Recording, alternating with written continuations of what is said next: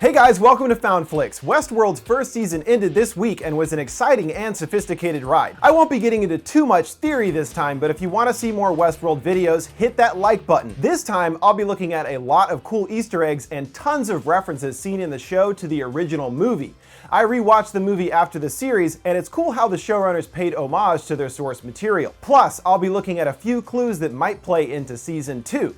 So let's get started with connections to the original film. Originally, the hosts were more rudimentary, and in the film, a handshake could give them away. Ford even references this specifically at one point in the show. Also, there's something a little strange about that final handshake between Ford and Bernard. Something Ford's hand looks a little off, and potentially that this was actually a host duplicate of Ford, and it was the duplicate that was in fact shot, not the real Ford. Remember that robot snake Ford interacts with? Well, a robot snake was also featured in the movie. Back then, it bit lead character John, and is a first sign of the robots beginning to go haywire. Meanwhile, in the show, it is used in an opposite way, as Ford manipulates it, showcasing his total control over the robotic creature. Our main avatars for experiencing the depths of Westworld are William and Logan. These characters are more or less mirrors of the original film's duo John and Peter. Logan is like John, as both are hedonistic, whereas Peter is more like William, as they are both reserved newcomers. The man in black wants to become the villain the park deserves, and wears an outfit matching the gunslinger villain of the original. Unlike the gunslinger, who is a host, the man in black is a human and a sort of red herring in opposition of the original character, something the showrunners seem very fond of. And speaking of Yul Brynner's formidable gunslinger, Bernard actually discovers his body in the basement in episode 6. It's standing right behind him and seen in a pose that is identical to the original character. Another very specific visual reference happens later at the new narrative unveiling. The man in black is seen ordering a triple whiskey, which is the same drink ordered in a scene in the original. What's even more interesting is the shots themselves are nearly perfect replicas. Someone definitely did that on purpose. There's another cool reference in the finale of the show. Hector and Armistice, during their escape, hide from humans hunting them by blending in with other hosts down in storage, then attacking. In the movie, on the other hand, Peter, a human,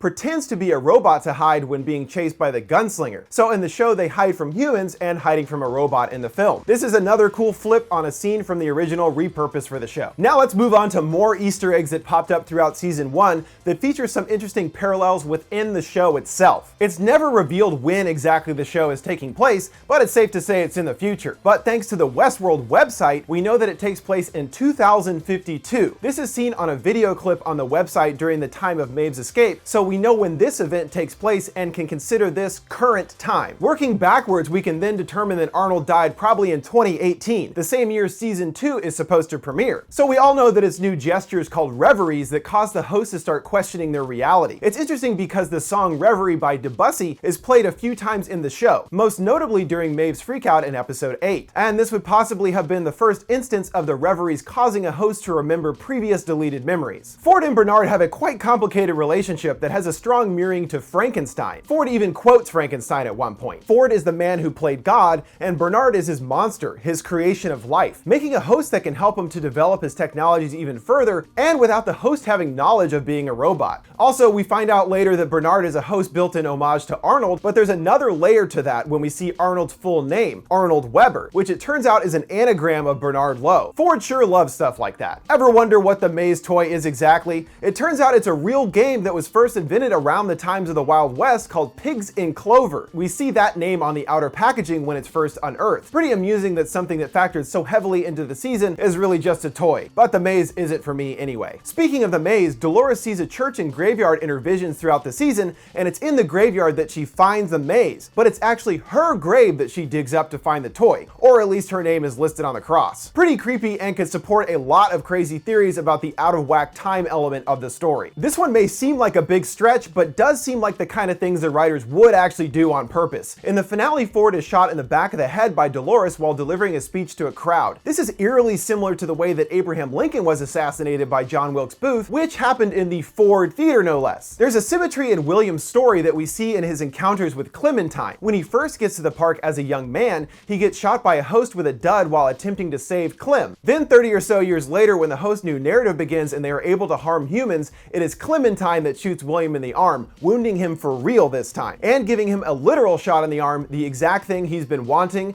a real challenge. Remember the otherworldly orgy palace glimpsed in Pariah in episode 5? It reminded me of Eyes Wide Shut, and it turns out that was no accident according to the production designer. There are a lot of influences there, from Eyes Wide Shut and some Kubrickian stuff, a 70s movie that's a crazy orgy-tastic ordeal. Nice work on that one, bud. Here's a cool one for video game fans. Amongst Ford's many masks in the office, it appears to be a Sander Cohen mask. Now, if you don't know, Sander Cohen is a character from the game series BioShock, and creator Jonathan Nolan has said he is a big fan of the series. No doubt this was his doing. The main part control room has a distinct sci-fi style with red lights all around, and it appears to somewhat borrow from the design of the classic Logan's Run. When asked on the subject, Nolan says there's potentially a tip of the hat there. It's a cool movie, so maybe more inspired by 70s sci-fi in general, as seems to be the case many times in the show. Now let's move on to a few more easy to miss Easter eggs, and some that might actually give us some clues for next season. A big question at the end: is Maeve making her own choice when she leaves the train, or is it all part of her altered escape narrative? We see earlier on a tablet a variety of details on each stage of her narrative, and the final one is infiltrate mainland. However, she chooses to leave the train and look for her daughter. Even though she's only programmed to love her daughter, it is her choice to go back and find her. She is making her own choice in the end. Felix, the tech that helps Maeve along the way, has trouble believing he is human. She assures him he is, but is Felix a host? Earlier when Maeve reaches out to her friends, one of the faces seen on the tablet is Felix. It does look like he has the distinction of host listed, and maybe Maeve didn't tell him he was a host because he was already confused by if he's human or not, and finding out he's a host could make him go completely insane. Also, this would help explain his unwavering willingness to help Maeve. Maybe he was programmed by Ford to facilitate her journey. What happened to Elsie? Elsie is last seen in the abandoned theater where Bernard gets the jump on her, strangling her. But I believe she's still alive, and after digging back into the website, we have a little more evidence. First, there's a signal from her GPS showing her location. There's also a transmission of her voice saying hello. Hello?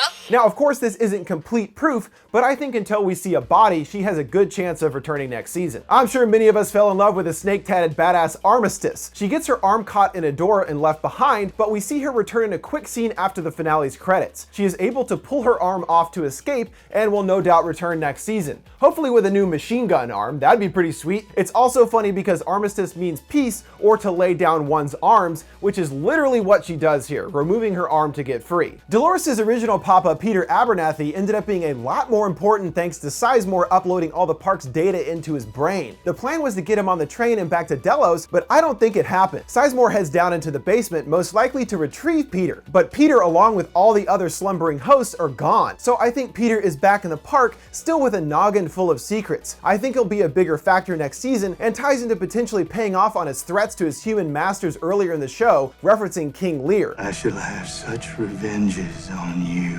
And now let's talk about maybe the biggest question of all. Is Westworld the only park? In the movie, there were a couple more, but we don't actually see any other parks on season 1 of the show. But it sure seems like there are more and will be revealed next season. There's a few hints about what we might be able to expect. Our biggest, most obvious hint is during Maeve's escape when they enter an area marked with SW on the door. Then they stumble across a small horde of samurai hosts, some engaged in battle. So SW, maybe Samurai World or Shogun World? I feel like this one is definitely going to show up next season, and the creators have already discussed the strange relationship between samurai films and westerns, each owing a lot to each other. The most obvious example might be Seven Samurai versus its American counterpart, The Magnificent Seven. Other potential worlds are referenced when Ellie is searching for the relay in the abandoned theater. There's props littered everywhere, but most importantly, she passes over a Roman god statue hinting at Roman World, and then a suit of armor evoking Medieval World. Roman World and Medieval World were both featured in the original film, and so maybe this is only to reference that, but it's exciting to think of them slowly revealing more parks as the show progresses. There you go, guys, a huge list of the most notable Easter eggs in season 1 of Westworld. I love how much detail they put into the show, and especially like the callbacks to the original. So I didn't really go into too much theory kind of stuff in this video, but I am thinking of doing a theory video about the show. So if you want to see more Westworld, make sure to hit that like button. And are there any other cool Easter eggs or references that you guys have uncovered? Let me know down in the comments below. Now, if you'll excuse me, I have a hot date with a nubile virtual reality redhead and a ham sandwich. Make sure to subscribe. Thanks for watching.